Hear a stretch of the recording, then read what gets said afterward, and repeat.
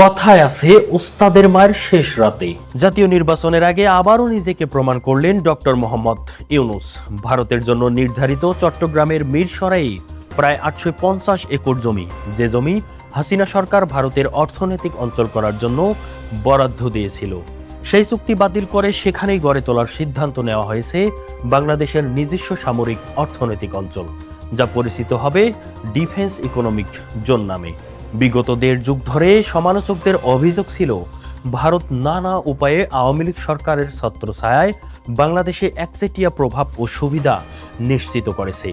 বিদ্যুৎ, বন্দর, ট্রানজিট, অর্থনৈতিক অঞ্চল, একটির পর একটি চুক্তি নিয়ে প্রশ্ন উঠেছে, এই চুক্তিগুলো আদৌ বাংলাদেশের স্বার্থ রক্ষা করেছিল কিনা। 2024 সালে ছাত্র জনতার গণ আন্দোলনের মুখে পতন ঘটে আওয়ামী লীগ সরকার এবং শেখ হাসিনার। এরপর থেকেই সামনে আসতে থাকে ভারতের সঙ্গে করা সেই অসম চুক্তির বিষয়, যেগুলো নিয়ে জনমনে দীর্ঘদিনের ক্ষোভ ছিল। এই প্রেক্ষাপটে ডক্টর মোহাম্মদ ইউনূসের নেতৃত্বাধীন অন্তর্বর্তী সরকারের সিদ্ধান্তকে অনেকে দেখছেন নীতিগত দৃঢ়তার প্রকাশ হিসেবে। বিশ্লেষকদের মতে এটি শুধু একটি জমি বা প্রকল্প বাতিল নয়, বরং এটি একটি স্পষ্ট বার্তা যে বাংলাদেশ এখন নিজের স্বার্থ ও কৌশলগত স্বাধীনতাকে অগ্রাধিকার দিতে চায়। ডক্টর ইউনূসের এই সিদ্ধান্তকে অনেকেই বলছেন diplomacy with dignity.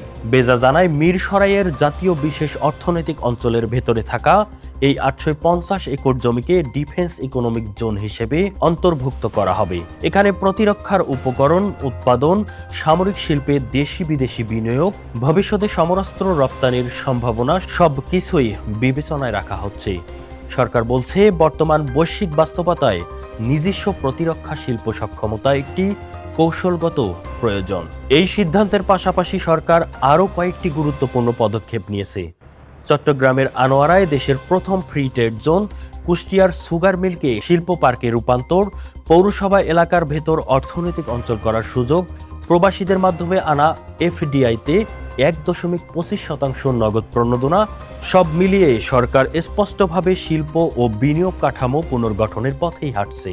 Doctor Mohammad ইউনূসের নেতৃত্বে এই সিদ্ধান্তগুলোকে অনেকেই দেখছেন পুরনো নির্ভরশীল রাজনীতি থেকে বেরিয়ে আসার চেষ্টা হিসেবে। তবে প্রশ্ন থেকেই যায়, এই সাহসী সিদ্ধান্তগুলো কত দ্রুত বাস্তবায়ন হবে এবং নির্বাচনী রাজনীতিতে এর প্রভাবই বা কতটা গভীর হবে। একটি বিষয় নিশ্চিত, মিরসরাইয়ের ডিফেন্স ইকোনমিক জোন শুধু একটি প্রকল্প নয়, এটি বাংলাদেশের রাজনৈতিক ও কৌশলগত অবস্থান বদলের একটি প্রতীক।